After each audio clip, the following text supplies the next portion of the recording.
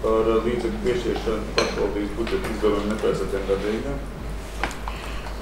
Ir saņemti iesniegumi ar lūgumu piešķirt papildus finansējumu un ņemot vērā to, ka ir tādi iesniegumi, kuru, ja jūs lemsiet un ja jūs akceptēsiet, kuru realizācija būtībā būtu jāuzsāk, tad šobrīd ir sagatavots lēmuma projekts par finanšu līdzekļu piešķiršanu no pašvaldības budžeta izdevumiem neparedzētiem gadījumiem. Un jums klāt ir pievienoti arī visi iesniegumi un dokumenti, kas ir finanšu nodaļas rīcībā bijuši. Tātad, varbūt es tad eju pēc kārtas pa katru, un tad pa katru varbūt runājam atsevišķi, jo citādāk nolasīt man visus pēc kārtas arī tā kā nav jēgas. Ja vienkārši šobrīd ir lēmuma projekts, un ja ir kādi jautājumi, kā labāk? Kā labāk? Lūdzu, jautājumi. Man jautājums ir tāds, vai šeit parādās daudz lietas, kas, kuras, protams, nevarēja plānot. Tāpat tās to autobusu, kad visu alodas nevar plānot, kad būs U16 čempionāts.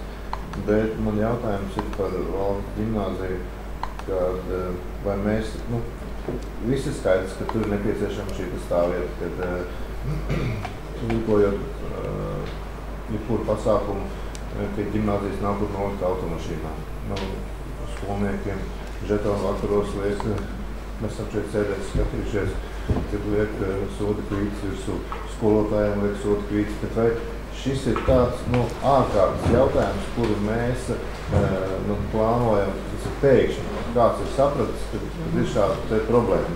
Vai to nevarēja ieplānot jau iepriekš, ieliekot iekšā budžetā, jau izvērtējot budžetu kā tādu?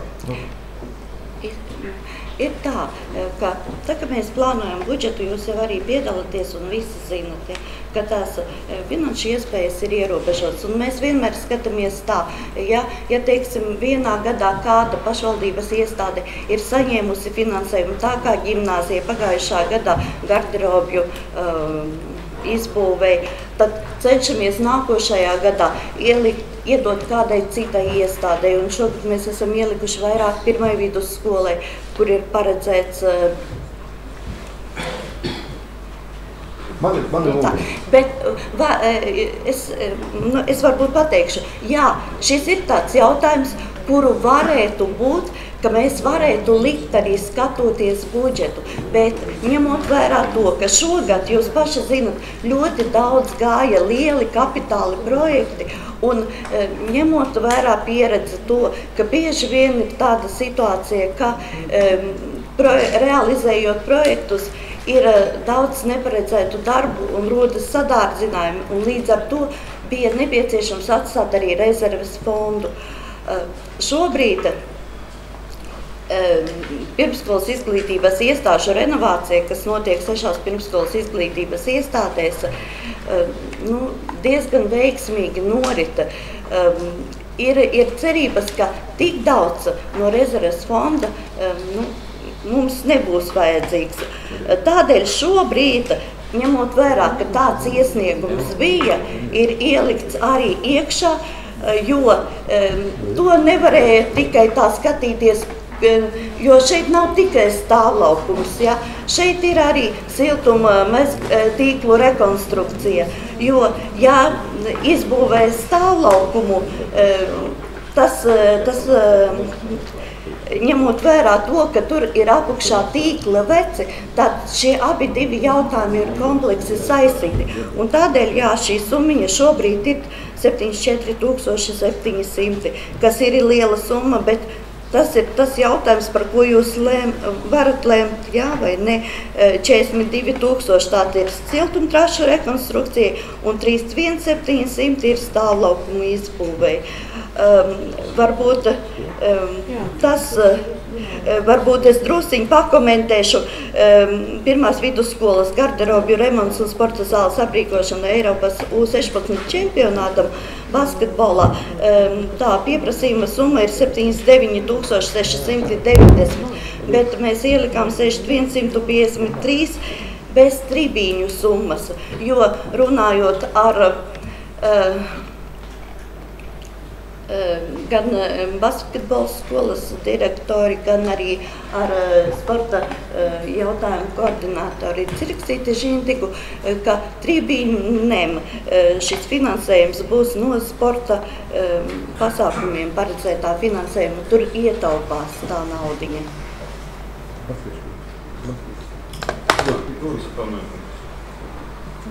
Man vienīgais jautājums ir tāds. Es saprotu, ka tās vajadzības katrai skolai viņas ir savas un viņas ir vajadzīgas un mums kaut kas ir jādara, jo tas stāvlaukums, ir tā problēma ģimnāzijai. Par to nav stāstams. Bet es gribētu tomēr, ka jūs iedot mums par kādiem 4 gadiem, kādas ir bijušas katrā skolā investīcijas.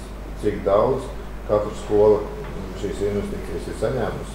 Un tad mēs redzētu šo te līdzsvaru starp kaut kādām lielajām skolām, kāds viņš ir bijis. Tad mēs saprastu, jo katrai skolai šīs vajadzības viņas ir. Ja? Varētu mēs to uz domas sēdi jums sagatavot mums e-pastā nosūtīt, lai mēs redzētu? Labi, jā, es sagatavošu, jā.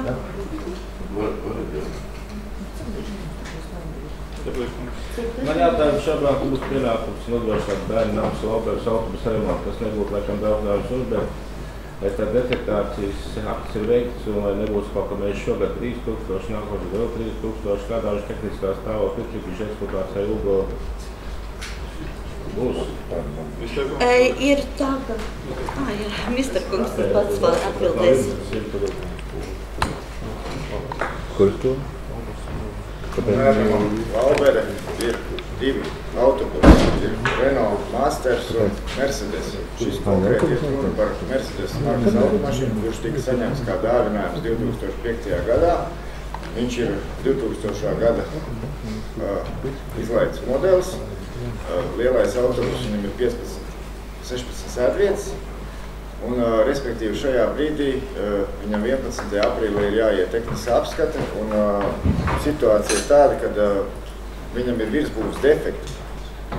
Ritošā daļa un dzinējs ir labā tehniskā stāvoklī, un praktiski nevar iziet šo tehnisko apskati virsbūves defektu dēļ. Tas ir durvis jāmaina un viens sāns, un vēršoties pie speciālistiem, kas veic šādus darbus, viņi arī aptuvenā summa, izmaksa remonta summa ir 3000 eiro. Es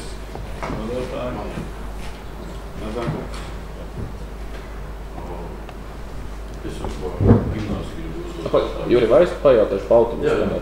Man bija, kāda ir autobusu atlikusie vērtība? Vai ir loģiski viņu remontēt šobrīd? Šādi jautājumi mēs arī ar bērnam direktori runājām. Un vienkārši situācija ir tāda, ka mums ir autobusu izmanto arī pašdarbnieki. Viņš ir liela, lai nebūtu jāpērk šis pakalpojums no malas, tad arī tādā veidā. Ir vēl viens variants, ko Latvijā šobrīd piekop ļoti daudz uzņēmumu. Par cik mēs zinām, Anglija ir valsts, kurā ir stūri otrā pusē. Ļoti daudz mašīnas iepērk no Anglijas, un tur ir ļoti lēta cena. Es vienkārši skatoties uz cenām. Varbūt jums vajag painteresēties. Ir tāda opcija nopirkt autobusu ar stūri otrā pusē, ko Latvijā, ja jums ir laba ritošā daļa un motors, jūs saliekat kopā un rulējat. Paldies par ieteikumu. Tāds nevienās. Tāds ir šobrīd. To var nopirkt. To iestādi var nopirkt. Iepirkums jātais, lūdzu.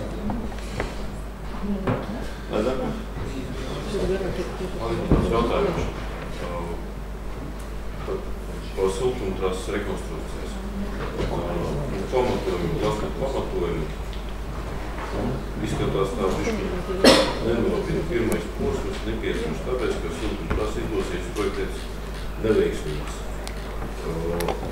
Mēs tagad atkal projektējam, atkal būvēsim. Mēs 2-3 gadiem mums nevajadzēs atkal izlasīt tādu.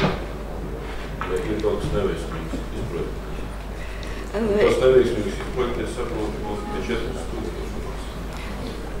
Es arī šo jautājumu uzdevu ģimnāzijai, un ir tāda situācija tur. Tad, kad to skolu būvēja, tad siltumtrases ieeja iet zem lielajām ģimnāzijas kāpnēm. Un 11. gadā jau ir bijusi vēstule ģimnāzijai no Mālkalnes, ka tās trases ir novecojušas un ka skolai ir jāņem vērā, ka ir jādara, un lai nebūtu tā, ka, teiksim, nedodies apkures sezonā, kaut kas notiek, un tad tas ir jājauc visas kāpnes nos, lai tur kaut ko varētu darīt. Tāda bija tā atbilde. Tas ir nopietnas būtisks jautājums. Tas par to, lai neatkārtotas tās punktus. Nu, šobrīd jau nē, šobrīd tas ir. Šobrīd ir pavisam pa citu vietu plānota.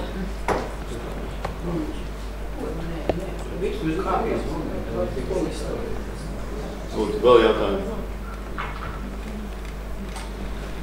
Iešanieks uziet uz domu sēdi, mums balsot.